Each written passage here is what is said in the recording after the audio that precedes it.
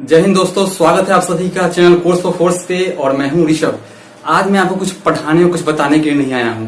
जैसा कि आप जान रहे हो कि देश में एक मुहिम छिड़ पड़ी है। एसएससी रेलवे वाले के लिए बहुत बड़ा आंदोलन चल रहा है, डिजिटल आंदोलन चल रहा है कि उन्हें अब इंसाफ चाहिए। सुशांत सिंह राजपूत के बारे में तो बहुत देखा, उन्हें इंसाफ जैसे मिल रहा है, सीबीआई इंक्वायरी शुरू कर दी है, उन्हें इंसाफ मिल जाएगा। लेकिन बहुत सारे बच्चों का, बहुत सारे सुशांतों का क्या जिन्हें अब इंसाफ लगता है नहीं मिल पाएगा। मैं इसलिए पूछता हूं कि बैंकिंग वाले, एसएससी वाले और रेलवे वाले ने तो मुहिम शुरुआत कर दी है, लेकिन डिफेंस वाले अभी तक आप सोए कहां तक हो। मैं बात करने वाला हूं आपसे एयरफोर्स, आपसे बात करने वाला हूं नेवी स्टूडेंट्स के बारे में। क्या आपने कभी सोचा है कि आपकी जो टेन्योर होती है फॉर्म भरने की, ध्यान से सुनना, मैं पढ़ाने कुछ बताने के लिए नहीं आया, जैसे मैंने पहले ही आपसे बोला है, आपकी टेन्योर कितना होती है। 20 साल तक तो आप फॉर्म भर सकते हो। 21 लिखा रहता है, लेकिन 20 साल तक ही फॉर्म भर सकते हो एयरफोर्स वाले। नेवी का तो उससे भी कम है। तो अगर मान लो कि आपका अगर 1-1.5 साल खराब जाता है, ध्यान से सुनना, आपका 1-1.5 साल खराब जाता है तो आप तो कहीं के नहीं रहोगे।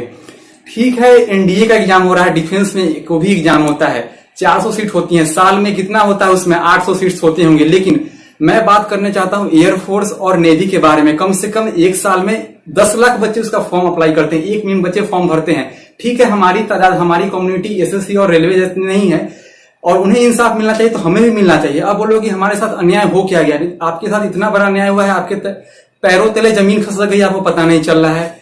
गौर करो कि कोरोना अगर 6 महीने और रुक गया, कोरोना 6 महीने और रुक गया तो आपका भी पहला भी एयरफोर्स का एग्जाम हुआ नहीं है, नेवी का फॉर्म आया नहीं है। अभी तक आप एक और एग्जाम दे चुके होते, क्योंकि सितंबर में एक एग्जाम और होता है और नवंबर में एक फॉर्म और आ जाता है जो कि आपका मार्च में एग्जाम होता है। तो आप सोचो कि 3 टर्म ऑलरेडी निकल गए हैं। अगर कोई बच्चा का 2 ही टर्म बचा होता तो वो क्या करता, वो तो कहीं का नहीं रहता। तो वो बच्चा कल को मूव करेगा एसएससी की प्रिपरेशन के लिए, क्योंकि उसका डिफेंस का एज स्टार हो चुका है। तो क्या वहां पे वो सरवाइव कर पाएगा, क्योंकि वहां हालत देखिए क्या हो रहा है, बहुत सारा वहां पे आंदोलन चल रहा है। तो आपसे पूछना चाहता हूं कि आपकी आबादी भले ही 10 लाख है, लेकिन आपकी आवाज सत्ता के गलियारे में सबसे तेज सुनाई देगी, क्योंकि आप ही वो सुरक्षा के सबसे पहले प्रहरी हो कि देश को, हुक्मरानों को आपकी आवाज को सुनना पड़ेगा। ठीक है, एसएससी रेलवे वाले का आवाज थोड़ा देर से सुना जाएगा, लेकिन आपने आंदोलन उठाया तो आपकी आवाज को बहुत ही जल्द सुना जाएगा। और दूसरा बात, मैं सभी शिक्षकगण से अपील करता हूं, यूट्यूब पर जितने भी टीचर्स हैं, जितने भी टीचर्स पढ़ा रहे हैं डिफेंस एस्पिरेंट्स को, चाहे वो सुपरफास्ट इंग्लिश एकेडमी के राम सर हो या मयंक सर हो, जितने भी राम स्वरूप सर हो, सभी से हम हाथ जोड़कर अपील करते हैं कि कम से कम इस आंदोलन को अपने आंदोलन बनाकर, अपने बच्चों के साथ एक आंदोलन बनाकर बहुत आगे तक जाना। क्योंकि मैं पहले ही कहना चाहता हूं सर आप लोग से कि हमारी भले ही संख्या कम है, लेकिन हम देश के ऐसे प्रहरी हैं कि हमारी आवाज सत्ता के गलियारे में सबसे तेज सुनाई देगी। तो इसीलिए कह रहे हैं कि कम से कम अभी सही मौका है कि आप लोग इसके प्रति आवाज उठाएं। और दूसरी बात कहना चाहता हूं आर्मी के बारे में, कि आर्मी का एक सोल्जर एंट्री की मैं बात करूंगा। हमारा एक गांव का ही एक बच्चा है, हमारा एक बहुत ही बेहतरीन दोस्त है, उसका इस बार फरवरी में उसका मेरिट आ गया।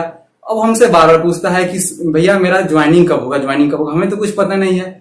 अब यहां तक समय ऐसा आ गया है कि वो हमसे बोलता है कि कम से कम आप आशीर्वाद दे दो, पैर छूता है, बोलता है आशीर्वाद ही दे दो कि ताकि मेरी ज्वाइनिंग हो जाए। तो उसकी हालत इस कदर आ चुकी है। वो सोचो कि 8-9 महीने में अगर वो 1.5-2 लाख भी कमाया होगा तो उसके परिवार को कितना ज्यादा सपोर्ट मिलता है।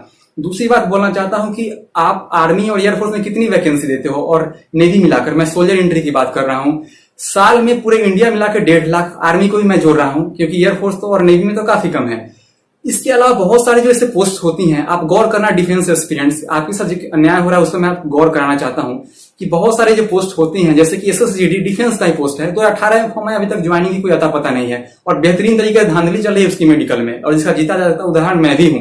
मुझे किस कारण से बाहर किया गया ये अलग मैटर है, मैं उस पर अलग बात करूंगा।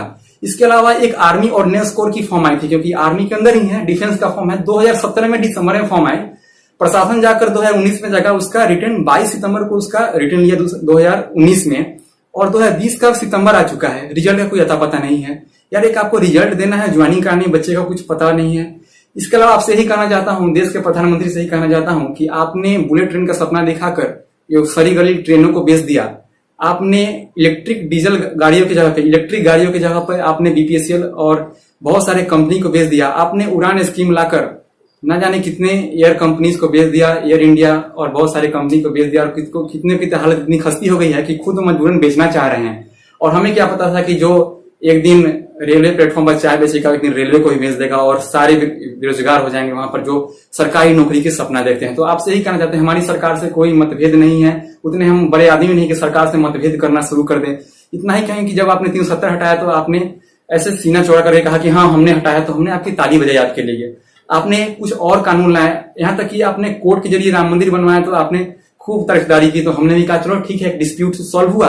तो कम से कम यहाँ पे आपकी एडमिनिस्ट्रेशन फेलियर हो रही है, तो आपकी भी यहाँ पे जिम्मेदारी बनती है कि आप सामने से आकर बोलो कि हाँ हमारी यहाँ पे जिम्मेदारी बनती है कि हमने से कुछ अन्याय हुआ है। तो डिफेंस एस्पिरेंट याद रखना कि आपने 6 महीना और लेट किया ना, तो आपके लिए एक एक दिन बहुत इंपॉर्टेंट है, आप कहीं के नहीं रहोगे। तो बहुत ही अच्छा समय है, बहुत ही अच्छा समय है कि आप एक हैशटैग शुरू करो। जैसे कि अभी चल रहा है कि speak up for SSC railway aspirants, तो आप क्या कर सकते हो, hashtag speak up for defence exam, speak up for defence exam आप बोल सकते हो। आप ध्यान देना, इसी पे ट्वीट करो, speak up for defence exam tweet करो। पहले ही मैं बोला हूं, घबरा नहीं, हमारी संख्या भले ही कम है, बहुत कम है हम, लेकिन हमारी आवाज सबसे तेज सुनाई इसलिए देगी क्योंकि हम ही देश के प्रहरी हैं, हम ही सुरक्षा कर्मी कल को बनेंगे। तो हमारी आवाज को सुनना उनकी मजबूरी भी है और जरूरी भी है। तो वीडियो को यहीं पे खत्म करते हैं, आप हर जगह फैला दो। और फिर से अंतिम रिक्वेस्ट करते हैं, जो जितने भी डिफेंस के टीचर्स हैं, जो डिफेंस बच्चे को पढ़ा रहे हैं, आगे बढ़ा रहे हैं, उनसे अपील है कि इस मुहिम को अपना मुहिम लेकर ही आप आगे शुरू करो, हम सब आपके साथ हैं। तो वीडियो को यहीं पे खत्म करते हैं, मिलते हैं नेक्स्ट वीडियो में, तब तक के लिए जय हिंद।